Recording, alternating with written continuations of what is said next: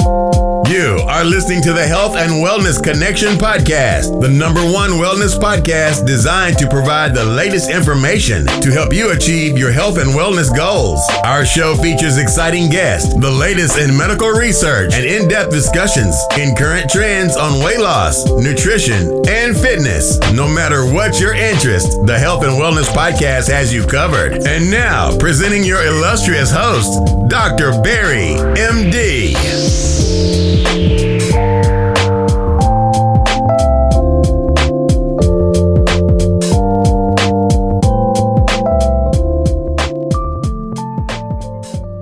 Hello, and welcome to the latest episode of the Health and Wellness Connection. It's your host, Dr. Barry, and I want to thank you for joining us to what I hope will be a very exciting, entertaining, and stimulating episode of Health and Wellness News. Again, I'm your host, Dr. Barry, one of the premier hosts of Health and Wellness News on the interwebs. Now, of course, this podcast can be found on all streaming platforms. That includes, Apple Music, Amazon Music, Google Play, Spotify, and even YouTube, guys. So definitely check us out. Just Google us. We're everywhere. Also, if you want to reach out to the show, you can reach out to me on Instagram at Dr. Barry MD, as well as you can also find us on Twitter, Dr. Barry Tech Doc, and as well as TikTok on Dr. Barry Wellness 1, and also on Facebook at Barrington Irook. And I just want to thank you guys for just keeping up with the show. We're trying to keep it consistent these days. We've got some new exciting articles to present to you guys. I want to make sure you're able to take it all in, and hopefully you're able to gain from some of the news that we dropped today. And last but not least, we definitely have some great products. Check us out for our latest release, which is the body butters. We have some really amazing body butters, handcrafted with ingredients actually imported from West Africa. So we're keeping it very natural, very organic, and it's very effective stuff. If you have even minor skin issues, dry skin, irritation, these things are fantastic, rich in vitamin E, rich in multiple antioxidants, just really good stuff for the skin. Find those at our website, www.naturally.africa. Naturally Africa is our online web store. We sell a lot of amazing items, but the body butters are definitely what's moving right now. We want to make sure you guys check it out. But we have a body butter and a cocoa butter preparation. So both of those are very excellent options. And I think you'll love them. So try and check them out today. Again, that's at www.naturally.africa. So yes, guys, thanks for joining us today for another episode of the Health and Wellness Connection. I just want to let you guys know also, we're going to have a lot of guests that we're reaching out to, and they're actually reaching out to us. A lot of folks hollering at us on the emails, requesting placement, and we're going to try to get a lot of those people on the show. We have a lot of great guests and a lot of cool information coming up. So just stay tuned, guys. We're going to be growing, I think, this year. So we're going to keep pushing and making sure we bring you that content that you guys have grown to appreciate. All right, so let's talk about some of the news articles that we've come across that are pretty entertaining and interesting, actually, and why I want to talk about them today on the show. First one comes out, talks about men's sexual health and how it can be a predictor of indwelling heart issues. Now, we all know that men are difficult to get to the hospital. A lot of men are scared of the hospital, don't have to get checked out. Me as an ER doctor, I can say easily 70% of my patients I've seen in ER are women. I think it shows that women are definitely more, aware of their health, and they're more aware of their, any changes in their body, and aren't afraid of getting checked out if they feel something's wrong.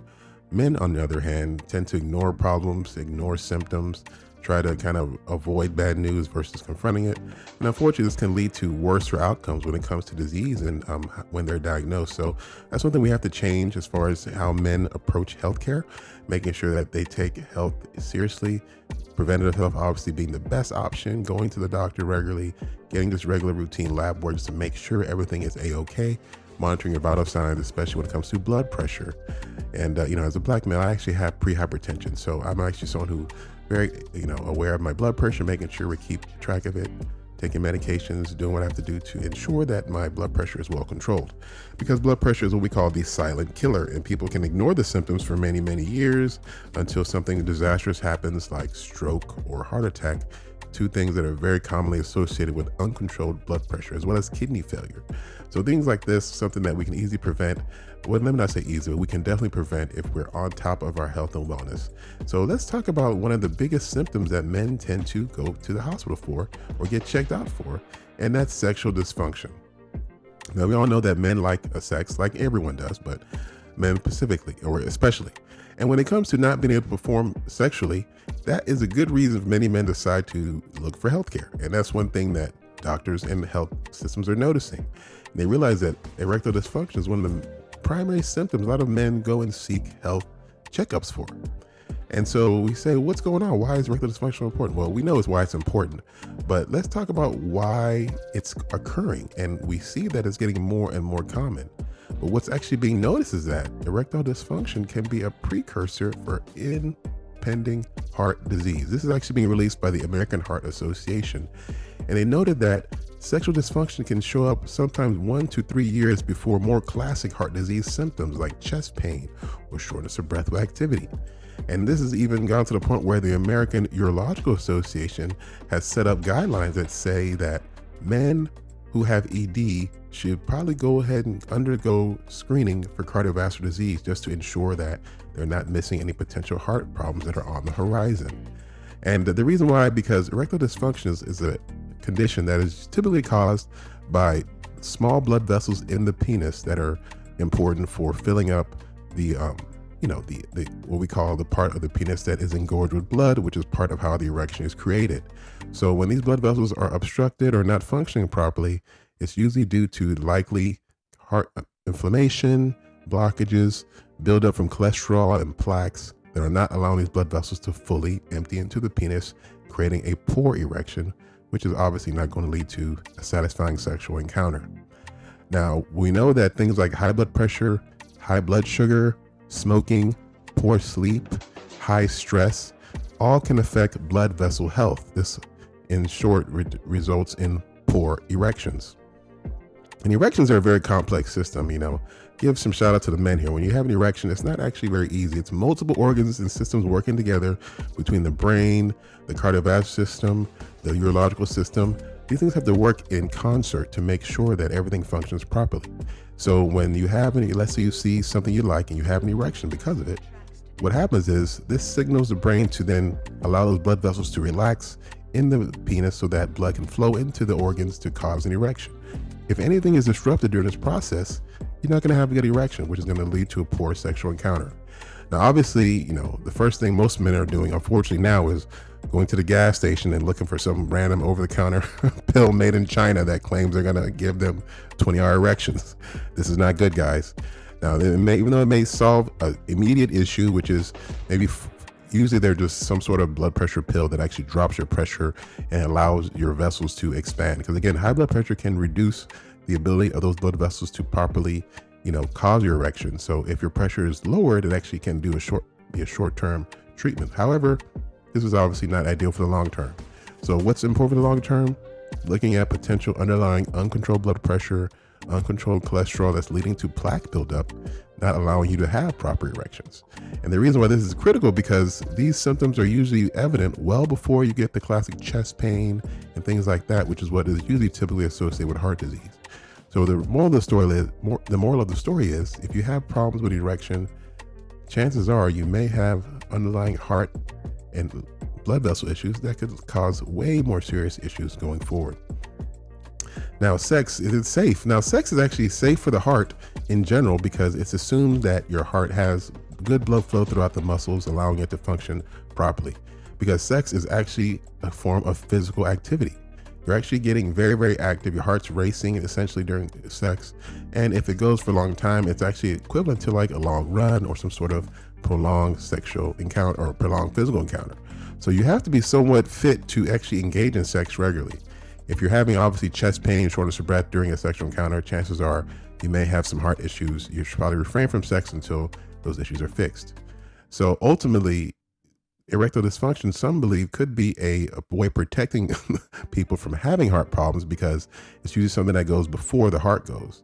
So if you can't have a good, erection, chances are you may not be heart healthy enough to even engage in sex to begin with. And this is why things like Viagra and other popular medications that are allowing men to have erections using blood pressure control methods can sometimes expose underlying heart problems. And you see people having heart attacks during stroke a lot, or having heart attacks during intercourse a lot. And that's, I think, a byproduct of this kind of quick fix for the, erectile dysfunction issue. So again, I'm telling you guys, especially my men. If you're having erectile dysfunction, maybe you're embarrassed, that's fine. The solution is not to just go straight to the gas station and get one of those pills, or get a honey packs they call them now, or whatever, a med. Or the other solution is not just to harass your doctor for Viagra, which could be an effective short-term solution, but it definitely, I think, is an indicator of the need for a full cardiovascular checkup, and just making sure you get your numbers checked for cholesterol, monitor your blood pressure, and so forth, to ensure that those numbers are in order, so that you can actually engage in satisfying, healthy intercourse. Because again, one common way that older men especially are passing away literally is having intercourse. And if you're just going crazy, not taking care of your health, and having very stressful and high intensity activities, you can definitely cause yourself harm in the long run. So again, be careful, guys, and stay safe. All right, guys, the next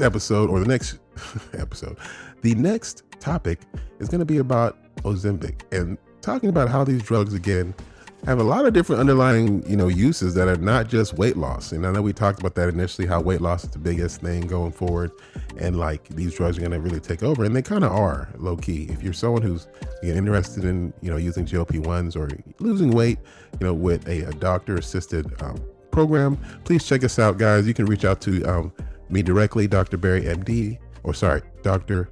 BarryHealth@gmail.com. Again, that's drbarryhealth@gmail.com, and we'll put you on. We're actually setting up a whole setup for that as well, so stay tuned for that. But in the short term, you can reach out via email. We can definitely give you some tips and tricks, as well as sign you up for a program if you're interested. But ultimately, these weight loss drugs, the GLP-1 meds, are obviously showing some other improvements and other actually benefits outside of weight loss. There's some new research that's showing that Ozempic, specifically, this is what was actually tested this time, may actually help people recover after a heart attack. And this is interesting because it came out of London, University of Bristol, University College London, and they found that these drugs, when given to patients after heart attacks, actually reduced serious complications that occur in up to half of heart attack patients. So this is not just, they had, this is like right after a heart attack. They kind of put it in the treatment plan. And people have always attributed these GLP-1s to being very strong anti-inflammatory medications. So it's actually pretty amazing stuff, because people think that these weight loss drugs are just, helping you lose weight by, reducing your appetite. But there's actually a very complex effect they're having on various biological processes.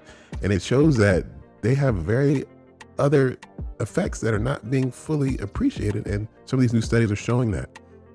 Apparently, when these drugs are in the system, they actually affect the capillaries. And what happens is these capillaries, a lot of times, the capillaries are, again, very, very tiny blood cells throughout the body.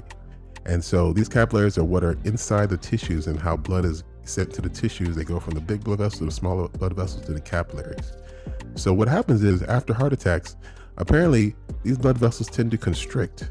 This happens especially with the heart. The capillaries go into the heart muscles. Apparently, after heart attacks, these muscles can constrict, causing reduced blood flow to the muscles that are actually damaged.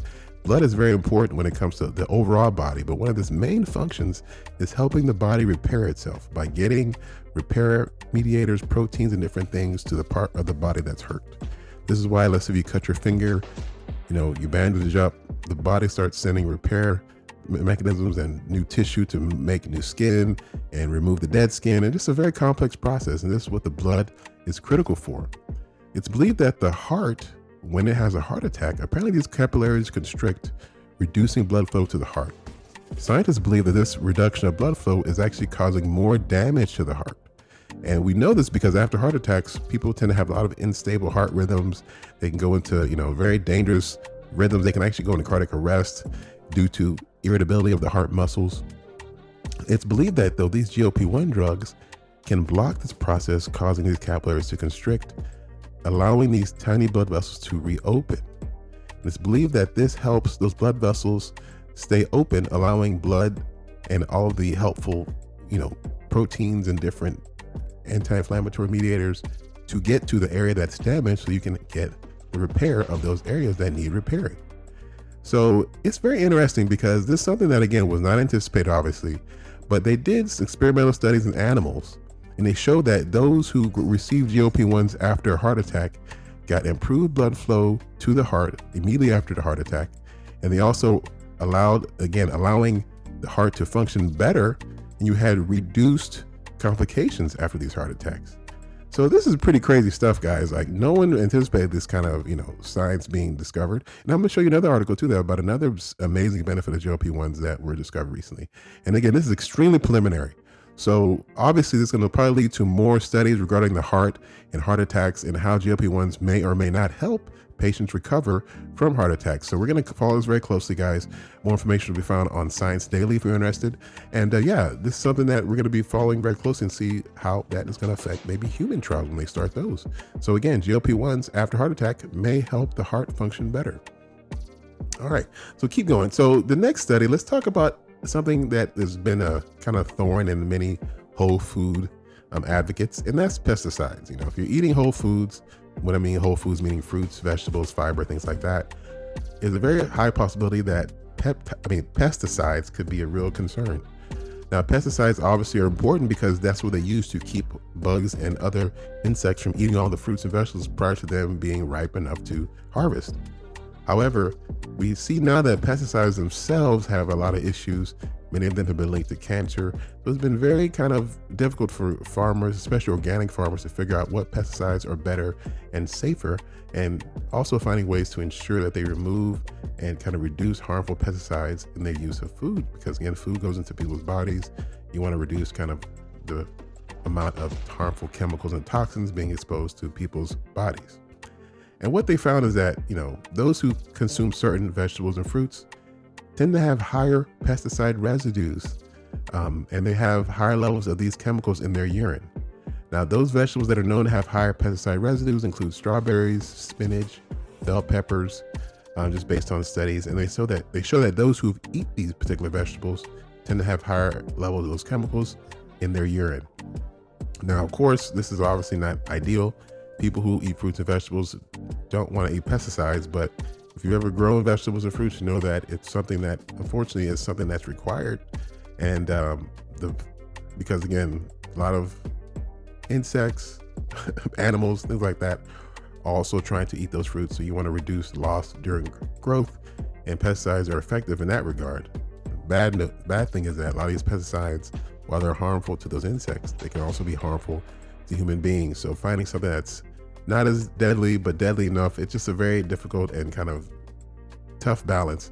So many studies have been done to figure out which pesticides are the best.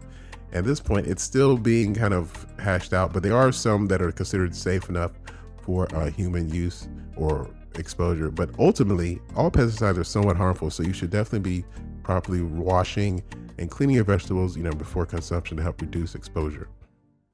But again, it's showing that pesticides are definitely in higher concentration in certain vegetables and fruits, especially when it comes to, again, like we said before, spinach, strawberries, bell peppers. And I think the important thing here is that making sure that you are washing your vegetables and thoroughly trying to remove pesticides to help reduce exposure, especially for someone who's in a whole food diet, because again, pesticides can be very harmful and can cause an increased risk for cancers and other inflammatory conditions. All right, so let's talk about now another thing that we, discuss regularly here on the show, and that's that's teenagers' exposure to social media and how it's affecting development and overall mental health.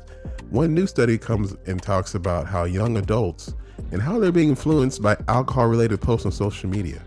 People say that, or these studies have revealed that when young adults are exposed to alcohol-related posts, they have a higher desire to drink.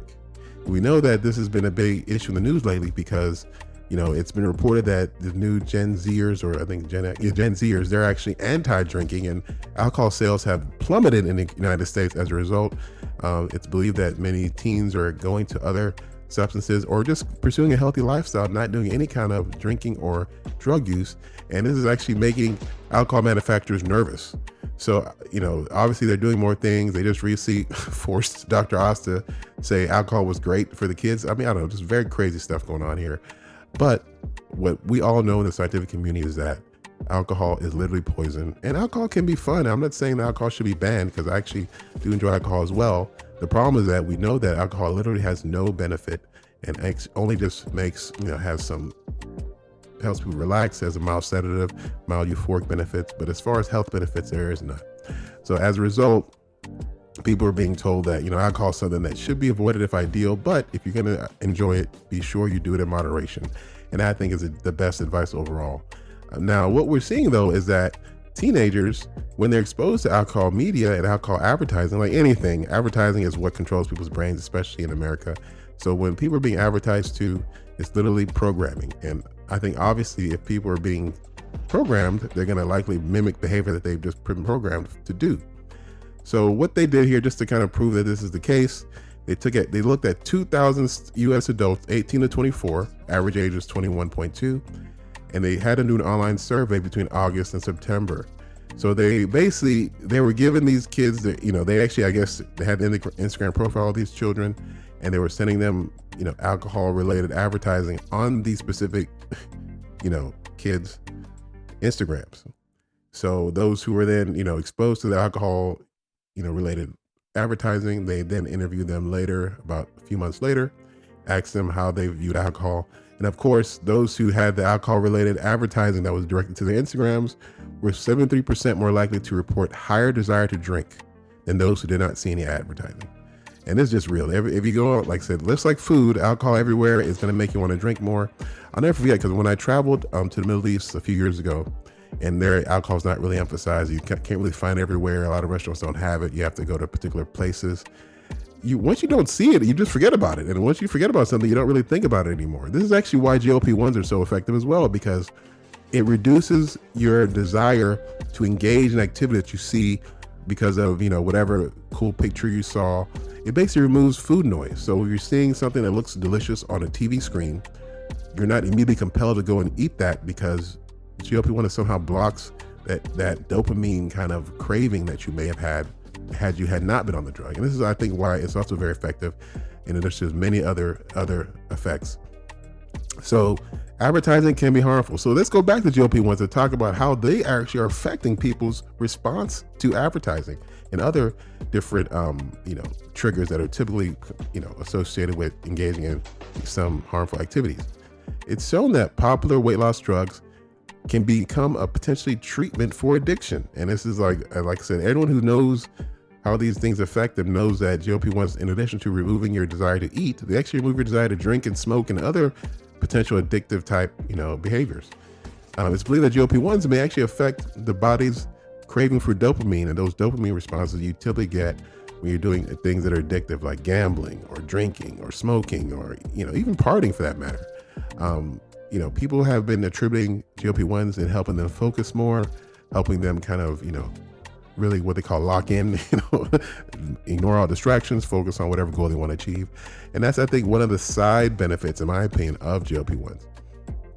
And this is actually paying dividends as far as different illnesses. If you're not eating, you're not craving junk food, chances are you're going to probably have a healthier heart, you're going to have lower blood pressure, you're going to have lower body fat percentage, you're going to have decreased chance of kidney disease, things like that. So, and I think addiction is one of the biggest problems that, Americans especially deal with because of the toxic culture, as far as the things that are being presented between alcohol and drugs. And it's something that, if you're not careful, you can easily get caught up and get addicted. And unfortunately, the treatments for addiction and access to resources for addiction are very sparse. And I think, with GLP-1s, if used correctly, it can be an excellent way to manage and treat these addictions overall. So what was found was that this study particularly, they looked at GLP-1s and they looked at those who were taking them. And this group was mostly diabetics. So, GLP-1s were designed for diabetic patients because they help with blood sugar regulation. So they looked at 600,000 people with type 2 diabetes. Out of the 600,000 people, by the way, this study came out of the U.S. Department of Veterans Affairs at Washington University School of Medicine in St. Louis. So very respected institution. And again, they looked at diabetic patients who were taking meds for diabetic management. Either they were taking GLP-1 medicines or they were taking another class of diabetic medication known as the SGLT2 inhibitors. And they found that those who were on the GLP-1s were less likely to develop a substance abuse disorder, and they also had reduced outcomes to substance abuse. Now, one thing we do know, as I'm sure it's common knowledge at this point, is that veterans have a high association with substance abuse, and again, due to mental issues, especially PTSD is big, and stress and trauma. Unfortunately, a lot of soldiers and military folks have, become addicted to various substances, many of which are very harmful. So it's always been a big treatment strategy has been, making sure we address those when dealing with veterans. And it's found that GLP-1s may be very effective in doing this because, again, the way that GLP-1s are affecting people's addictive personalities and addictive behaviors, people are doing less hard drugs when they're taking these medications. Substance abuse disorders are just reducing, and those negative side effects of substance abuse disorders like overdose are also reducing. It was found that in this study group, GLP-1 use was associated with about 7 fewer people per 1,000 developing any substance abuse disorder over the study for this period of 3 years. So 3 years, people had decreased likelihood of using any kind of substances, and they definitely had a markedly decreased likelihood of overdose of these substances, which is something that was a huge problem, especially in the veteran community. And they also found that those who who had substance abuse already, they were using it, they were already known drug users, or they had addictions to opioids or whatnot. Once they started GLP-1s, their reduction of these drugs was very obvious, and they had a markedly reduced risk of overdose or negative outcomes from substance abuse. So imagine people who were already addicted to like opiates. These are obviously the highest risk for opioid overdose, which is again one of the biggest killers in America. It was believed that almost 80,000 people died of overdoses from drugs in 2024. And it was even higher than that, but thankfully the border has been closed, so you don't have as much fentanyl getting across the border. So those have been dropping, but it's believed that patients who are on GLP-1s have a far reduced likelihood of overdose because they don't have that craving. They don't have those, those desires to use things to chase dopamine. And I think drug use is one of the big ways people were doing that before. And these GLP-1s negative effect on these cravings has helped really just drug overdoses go down as well. So I think, obviously this was more of a looking at data and analyzing it, but I think looking at just a subset of drug users and putting them on GLP-1s and seeing whether or not it can help them get off of it, I think could be the next big thing. And I think if this becomes a thing, as far as GLP-1s for addiction, I think this could revolutionize healthcare, especially when it comes to addiction medicine and drug addiction in general, because this is obviously one of the biggest things I think killing Americans is overdoses and drug use. And I think that if this can put a dent in that, that's going to be something to be celebrated. All right, guys, AI and ChatGPT is back in the news, and it's been exposed that many people are using ChatGPT for therapy. Some people say ChatGPT has become their only friend. AI chatbots are replacing human beings for kind of social interaction, and it's becoming an issue. I have to say this because ChatGPT, while fantastic in many ways, is definitely not something that you should be using to replace human interaction. And I say this because a robot technically is only programmed to do what it's been programmed to do. If a robot has been told to always affirm whatever information is being fed, that's what's going to do. And unfortunately, when it comes to therapy, people need to be challenged, and people need to be kind of, challenged on their thoughts. And again, they ended up in therapy because things were not going well due to their own thoughts and behaviors. So just reinforcing someone's bad behavior, I don't think is a good concept when it comes to therapy specifically. Now, if you just want someone like a sidekick or a buddy to affirm whatever you want to tell it, that's one thing. But if you're getting therapy and mental health advice, you definitely should not be using an AI bot just to kind of have it regurgitate or affirm your toxic thoughts and mentality. That's just my opinion. So obviously humans, can be expensive though, and ChatGPT costs $20 a month. So many people are deciding to just talk to ChatGPT to help them talk to their issues. So obviously this is filled with a lot of bad potential outcomes. And so people from the American Psychological Association are trying to challenge this outright. Now, obviously, people who are members of the American Psychological Association do have a agenda. They're trying to promote a use of human therapists, which I think is the way to go. And people obviously are trying to probably replace their human therapist with a AI therapist because they want to save money, and they think maybe the AI may be more smarter than these human therapists. But obviously, I think this could be an issue because basically what happened is that research was done at Brown University, where they work with mental health professionals. And they looked at, how people were using ChatGPT and other chatbots to, manage their own conditions. And they found that these chat bots were basically reinforcing harmful behavior, and they were also using language that, created this idea of empathy, but they didn't really understand what the person was talking about. So the bot may respond with some sort of very empathetic, very sincere kind of response, but they obviously don't understand the ethics behind the actual answer, or they don't understand what they were actually responding to, because when asked follow-up questions, the bot seemed to be confused and didn't really understand, the nature of the initial question. And so it's believed that these bots are just basically just kind of being empathizing with potentially toxic behavior and reinforcing toxic behavior. And obviously, anyone who used ChatGPT quite a bit will know this, because the bot will literally just affirm whatever you tell it to affirm, and they rarely ever challenge any kind of thought or question that's posed by the user. And I think this is how it was programmed, just to kind of make people feel good, to encourage them to continue to subscribe to the the service. And obviously, I think this will lead to a lot of issues when it relates to mental health management. And so let's so obviously ChatGPT is something to be used with caution. It's a very excellent service. It does a lot as far as helping you kind of frame ideas and create concepts, but using it to kind of treat mental health is, I think, a red flag in my opinion, and definitely should be used with caution. All right, so the next study, let's talk about new research that's kind of pretty fascinating stuff. This came out of Texas A&M University, just down the street from me. And it talks about how gene editing could be a really, really awesome way to help us program cells within the body to respond to certain behaviors. And this could be used to actually activate certain cells to do things we want it to do, and so forth. The science is known as chemogenetics, and it's actually pretty awesome, because what they're doing is using CRISPR gene editing, where they actually go into the cell, take out a piece of DNA, put another piece of DNA, and actually allow this new DNA will allow it to do things that it wants it to do. So what happened is a new technique that a young professor created looked at taking out certain parts of a DNA of various cells, and they looked at replacing it with genetically modified cells that have been designed to respond to certain behaviors. And in this particular research, they actually looked at taking out a cell that responded to various levels of caffeine, which would then stimulate it to create certain proteins. These proteins would then allow it to control cells using specific chemical signals.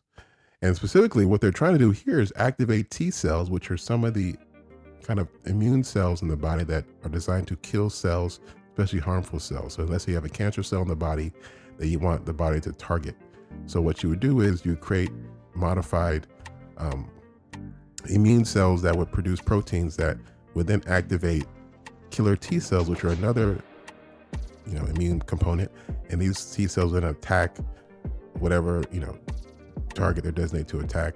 And the body actually makes these naturally. These T cells are actually designed to attack certain invaders, infections, things like that. This is one of the main cells that are used to kill different foreign bodies and things like that invade the body.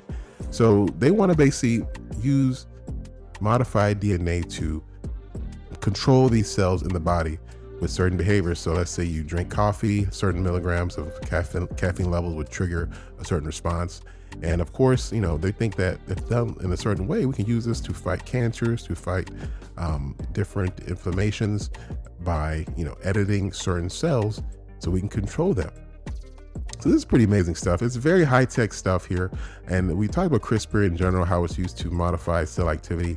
It's obviously they're using it for, choosing various genetic traits you want to give children. I mean, it's really high-level DNA modification science. Now, obviously, ethics is going to be an issue here. Who knows how they're going to use this in the future. But when it comes to, I think, helping the body's immune system fight disease, that's one of the more, I think, important ways to use this stuff. And the cool thing is that you can actually use it to use regular behaviors to control these kind of cell behaviors. In this particular study, the gene that was edited responded to caffeine. So morning coffee, drink that, it can start, activating T cells to fight cancer in the body. I mean, that's pretty amazing.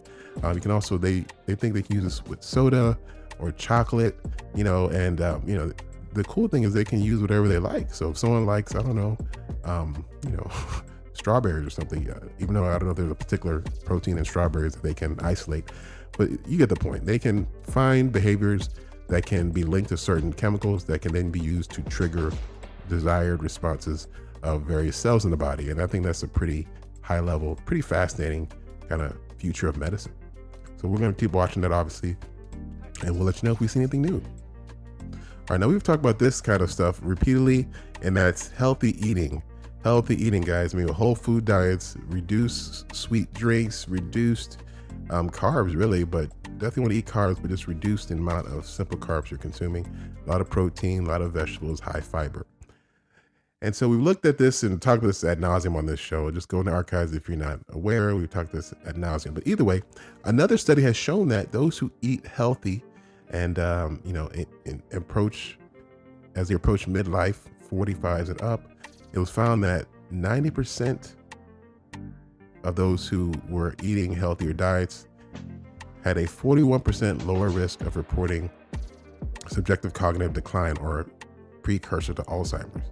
And they actually perform better on cognitive testing. So I think that obviously, if you're eating better, your brain is actually going to benefit. And now this particular study looked at various diets. One was the dietary approach to stop hypertension, the DASH diet. This is a diet that's focused on keeping blood pressure low, low salt, a lot of fluids, a lot of vegetables, fiber, and the like. And, it's clear that healthy diets affect your brain, not just your gut, not just your waistline, but your brain. People who want to be sharp and aware in their old age, you want to make sure you're eating right, being active, and just reducing harmful chemicals, that you're ingesting. And so again, this study they looked at 159,000 people. So just a massively huge study. So we can definitely, I think, extrapolate this to the general population, because of course, we know dementia is something that once you get it, you can't really cure it. There's a lot of pills that are designed to help address some of the issues with dementia, but nothing really works. So dementia, the main way to treat it is to prevent it. And we know that if we're keeping our blood pressure controlled, reducing inflammation, those are some things that can help reduce dementia risks. But diet is also very important as well. And so we have to definitely look at what we're eating to look at what potentially could be leading to dementia formation as we get older. Now, we talked about this briefly last week and how various harmful proteins are building up into various cells causing the dementia. So science has looked at maybe reducing these proteins and trying to reduce the production. But unfortunately, as we get older, these proteins are produced, and we know that a lot of times they're produced due to inflammatory conditions, harmful kind of issues, especially when it comes to strokes. Those are also big precursors as well. But very few data or studies have been looking at the diet and how that could be contributing. So they looked at, again, 150,000 people, 160,000 people, and they looked at those who had various diets, different food questionnaires that were presented to patients, asking them what they were eating, and also studies that looked at these diets for other reasons. But they look at obviously the data from these studies and kind of compile them to create this study. And they looked at those who had engaged in healthy diets. DASH was one of them. There was other diets too, like the planetary health diet, the healthful plant-based diet. There's tons of diets obviously focused on whole foods, low salt, low processed foods, and the like. And they found that those who were engaging in these special health-focused diets were having far improved objective cognition in the older participants in the study. And they saw that those who also engaged in these diets generally had a lower risk of cognitive decline and decreased risk of Alzheimer's in general. So obviously the diet is critical. We've said this repeatedly, but diet, when it comes to prevention of cognitive decline, is even more so important. So please, guys, eat right. It can, I think, affect your quality of life going forward and can reduce those the ability to reduce the prevalence of Alzheimer's and dementia as well. So if this doesn't say it, I don't know what else can, but clearly diet is key. All right, guys, the last article I should say, talks about bariatric surgery, and unfortunately for the surgeons, I should say, rates of surgeries for bariatric surgery rates, I should say, are falling as GLP-1s gain in popularity. Now, we talked about this obviously back in the day, and we kind of predicted this, because why would you go for a crazy surgery when, like cutting half your stomach out, when you can just take an injection and get similar or even better effects with far less complications? And so what they're seeing is that since, these GLP-1s have become on the market, we're seeing that rates of bariatric surgeries has declined substantially since about 2023. And this is even what we're seeing, especially with the Roux-en-Y gastric bypass, which is filled with, complications, definitely effective, but they're filled with complications. We're seeing people are now opting for GLP-1 usage as opposed to these gastric bypass procedures. And so they looked at, again, a lot of people who are getting, they looked at the U.S. population specifically. This is where these surgeries are pretty popular. And they analyzed data of 31,684,000 people who are eligible for metabolic and bariatric surgery. And, these surgeries are very complex. They require a very, heavy kind of pre-surgical evaluation. You got to get a lot of tests because, again, they're very taxing. You're literally cutting someone's stomach in half, and the body has to adjust to that, and it can be fraught with complications. But they're actually getting very good with treating those complications, though. And I can say I know a lot of patients who have done these surgeries and had success with them. I've also seen a lot of patients who've done these surgeries and they just kind of, didn't really change their behavior, and they end up gaining all the weight back. So ultimately, lifestyle modification is key. You can cut out your stomach if you like, but if you're still eating poorly, you won't really see the benefit. But what they're seeing now is that those who've been starting on GLP-1s, due to the huge success of these drugs, there's really a markedly decreased group of people opting for these surgeries. And they found that because, GLP-1s have increased, now you're seeing, a huge decline. Now, of course, surgeries were not extremely common because, again, there's a lot more work, very expensive, it can be fraught with complications. But there was a time where these surgeries were very commonly used amongst those who were who are obese. They point to Q4 of 2022, where you had about 0.17% of those patients who had metabolic syndrome, which is a lot of patients, of course, because of the obesity epidemic. 31 million was what people looked at, those who qualified. And they saw that in 2022, Q4, bariatric surgery peaked about 0.17%. But now in 2025, Q3, 0.09% of those who are eligible are going for bariatric surgery. And this is even worse for the sleeve Roux-en-Y procedure. So ultimately, people are opting for GLP-1 injections versus bariatric surgery. And I think that's obviously the right move. Bariatric surgery is effective, but extremely high risk and not easy to adjust to. And I think obviously if you can get you can get the same or better results without getting your stomach cut open or cut out, I think that's obviously a winning option. So that's all today, guys. A lot of interesting articles we presented. Hopefully you guys benefited. Just want to thank you guys for joining us today for this episode. We will have more heat for you in the future. We're going to keep it consistent. We're going to keep it thorough. Check us out, guys, online. Reach out to us at the show if you have any questions. drbarryhealth@gmail.com. Also, you can, again, check us out on the interwebs, social media, TikTok, especially Instagram, Twitter, or X, I should say, and just all those different platforms. So just check us out, Health and Wellness Connection. We will be back next week. Peace. Thank you for listening to the Health and Wellness Connection podcast and radio show. For more information on ways to get healthy, please check us out. www.anchor.fm/HW Connection. Here you can re-listen to the show, check out older shows, and even further support the show by becoming a subscriber to the podcast. Please check us out today. Again, that's anchor.fm/HW Connection. And also, don't forget to follow Dr. Barry on Instagram at drbarrymd. Until next time, stay healthy.